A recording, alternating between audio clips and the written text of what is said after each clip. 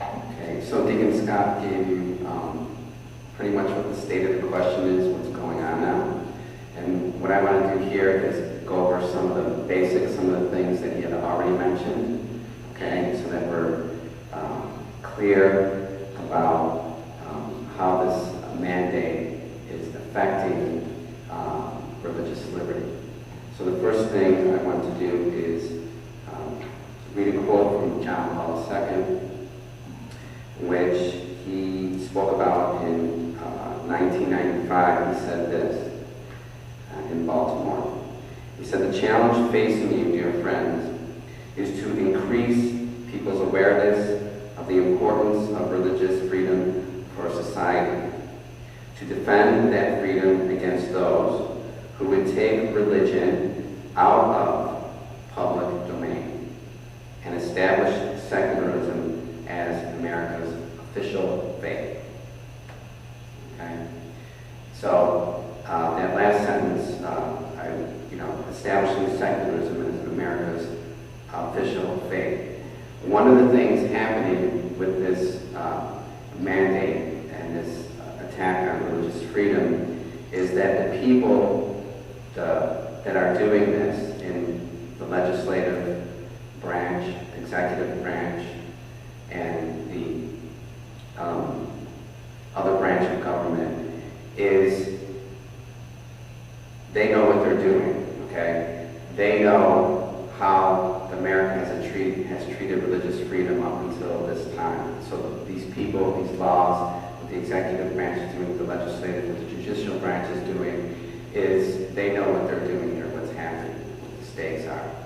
And this is why the bishops are raising these questions now, because in a certain sense you can see the handwriting on the wall, where things are going. And this quote from John Paul II is very prophetic here, okay?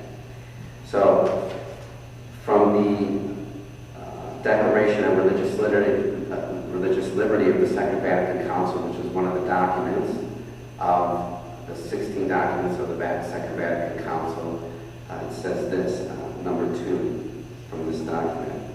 It says, "The Vatican Synod declares that the human person has a right to religious freedom.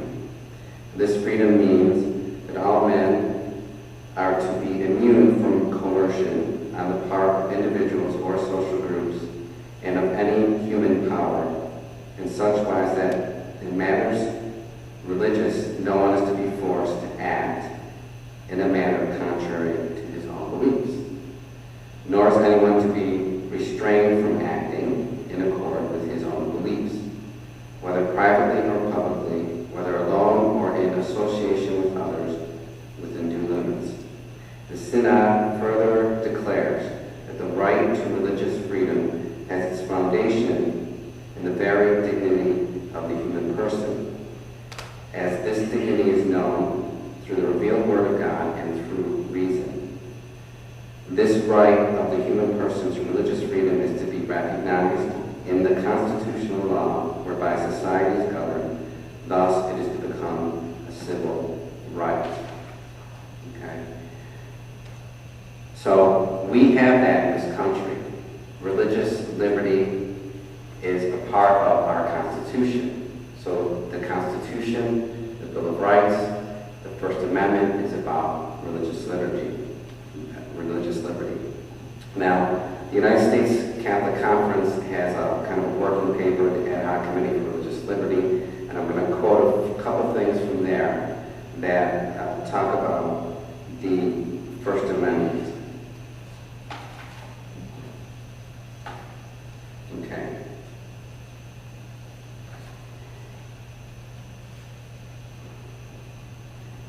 So I quote, "It is therefore fitting that when the Bill of Rights was ratified, religious freedom had been the distinction of being the First Amendment.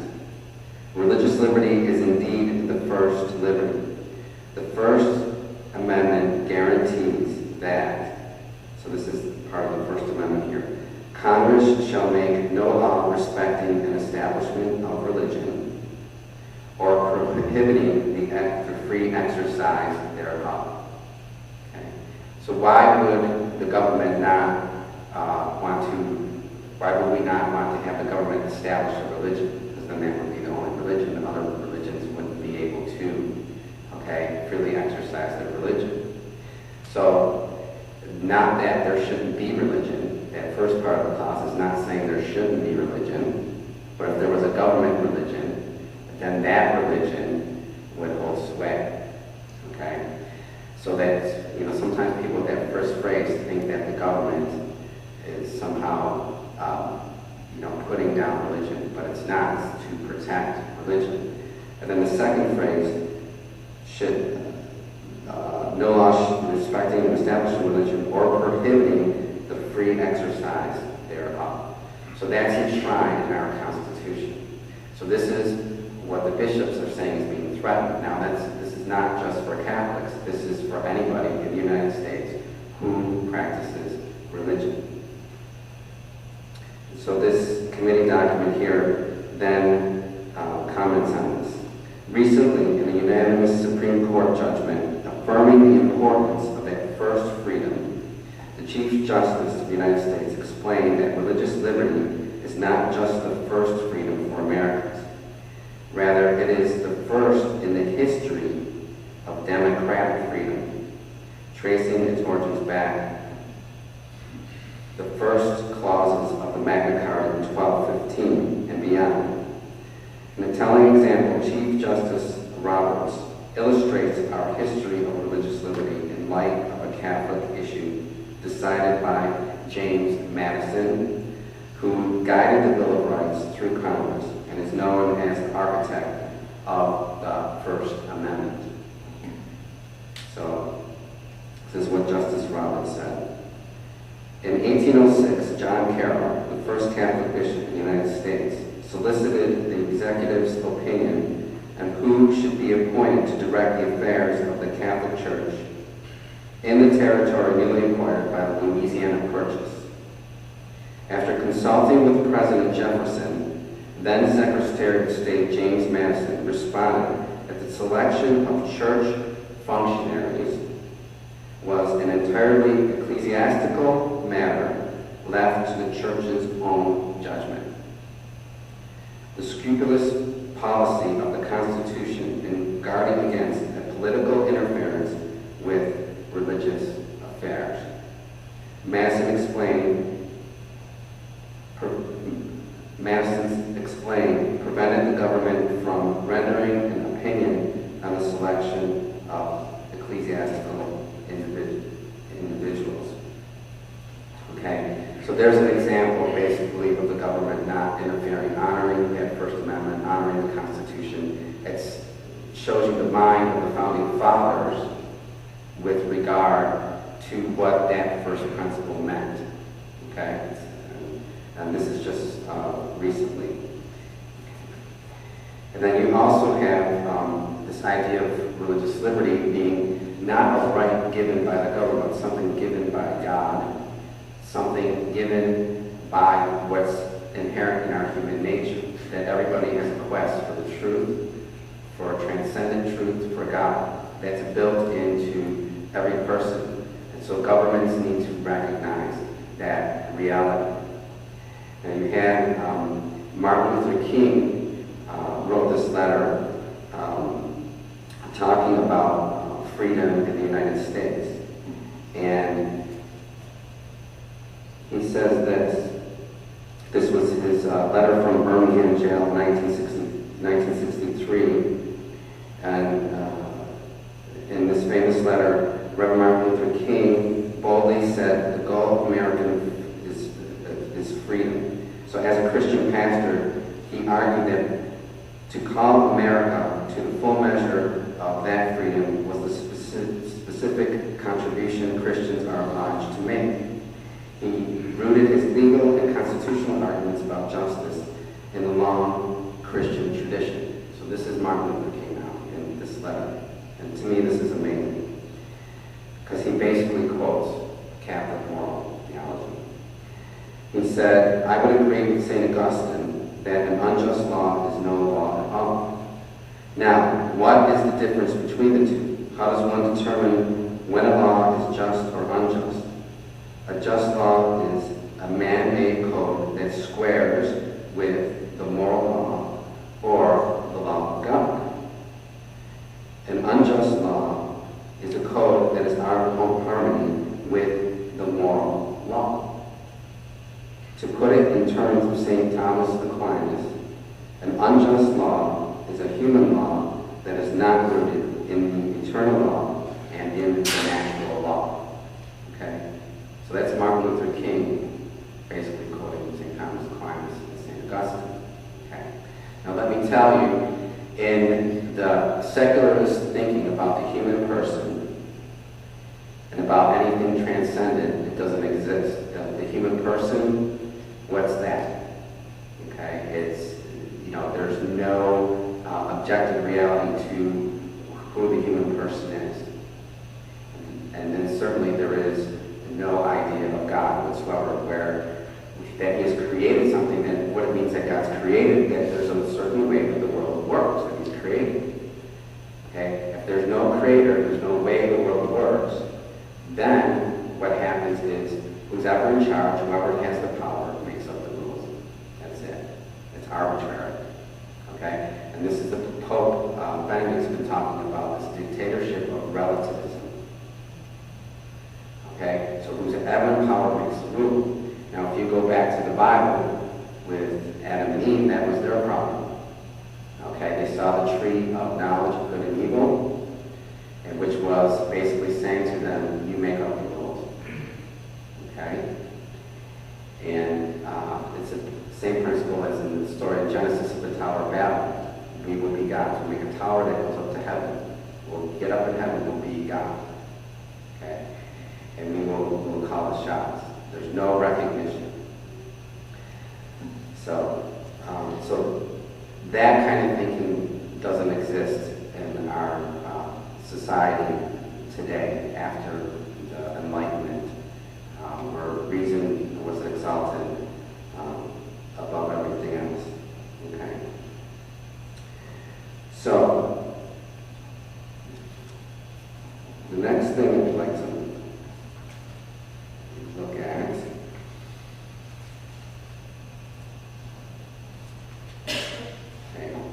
is Bishop Laurie, who is Archbishop of Baltimore, recently gave a talk in Rome, and he had a few things to say about this First Amendment and this threat to religious liberty. He says, as you know, the First Amendment has two parts. The first prevents the government from establishing a single national religion, and the second part guarantees our right to the free exercise of religion. Not simply the freedom of worship, but also the freedom of believers to live out the teachings of their faith in public as well as in private.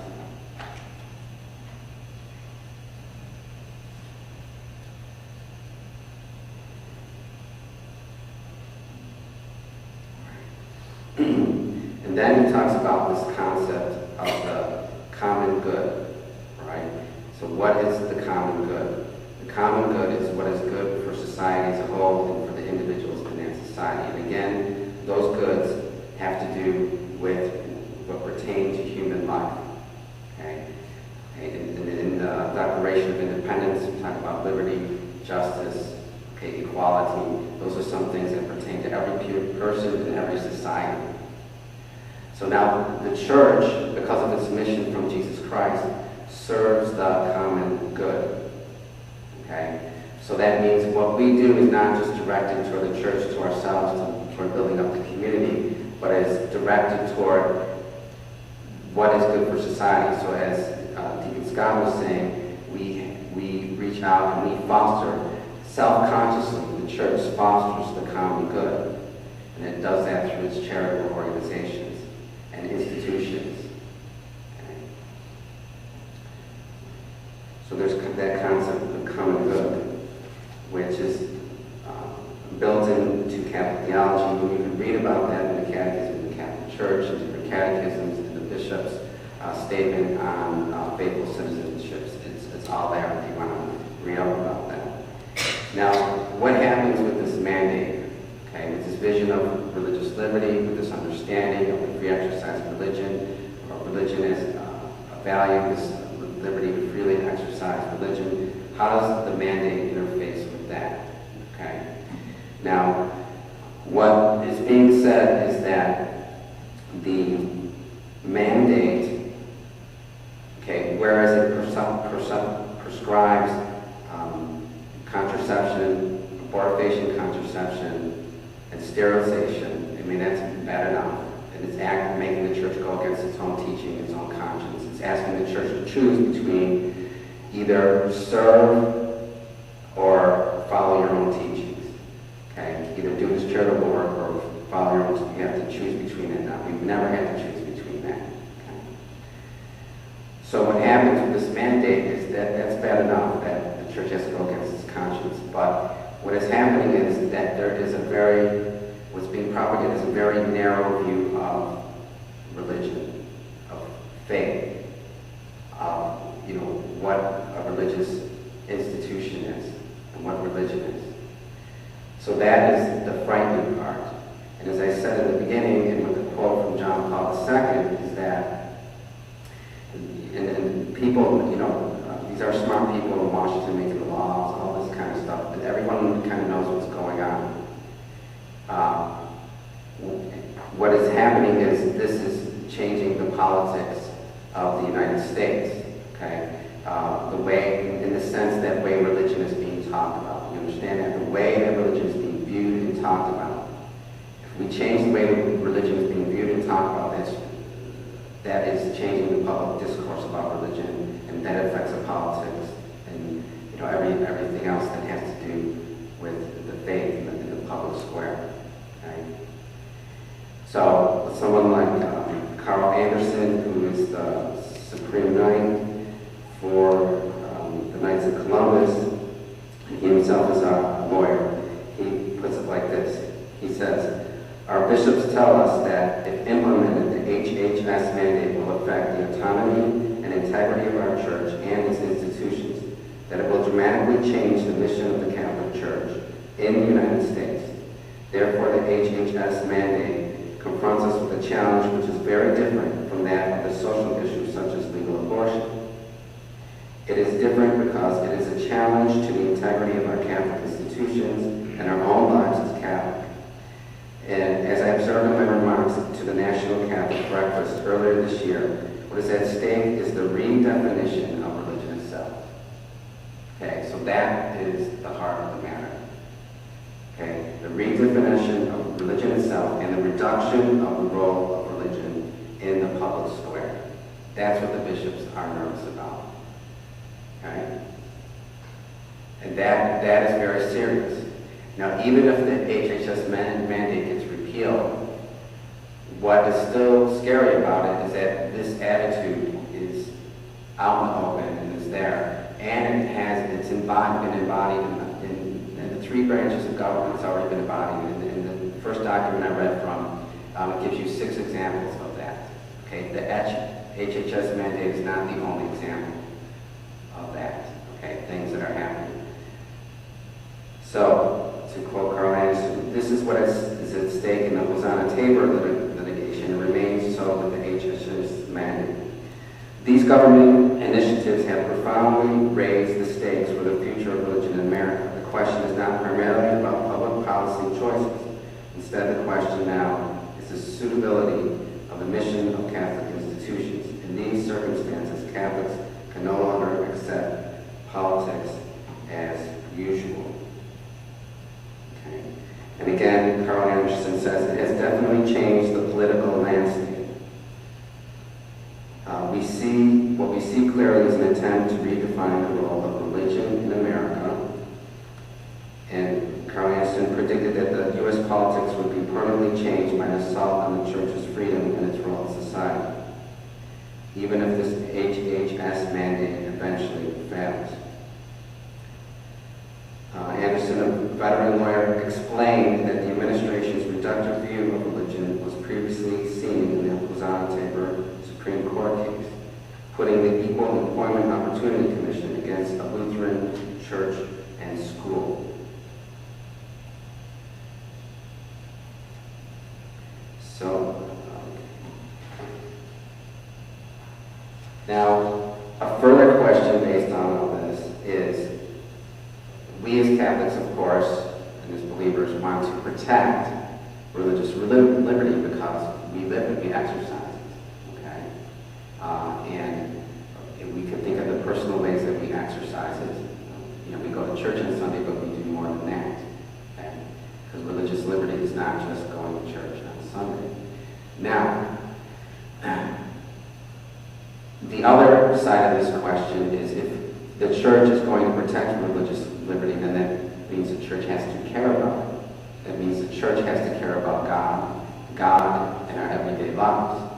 And so if Catholics are nominal, and believing people are nominal, are baptized, okay, and do not practice the faith, and don't really see any difference between themselves and the society at all on a religious basis, then people are not going to be inclined to protect religious liberty because they don't feel like they're being oppressed in any way. So this begs the question about the new evangelization that the church has been talking about. And that term, new evangelization, refers to the evangelization of people who are already baptized. Because the church has an evangelizing mission, or a mission to, like missionary mission, to people who don't believe in different places and countries and things like that. That's called evangelization. That's called missionary activity. But the church has coined this phrase, new evangelization, because of the many baptized who do not practice the faith, do not believe, do not have an awareness of their baptismal call. Okay? And so then what happens is, in this John Garvey, who is the president of the Catholic University, said this very well, that the bishops want to make us aware of this, what's happening with religious freedom, the attack on it, and make us help us to do something about it. But the other point, too, is to wake up to the fact that we need to tell people to love God. We need to tell other Catholics to practice their faith, become aware of their baptism. That needs to happen, because if that doesn't happen, then a First Amendment clause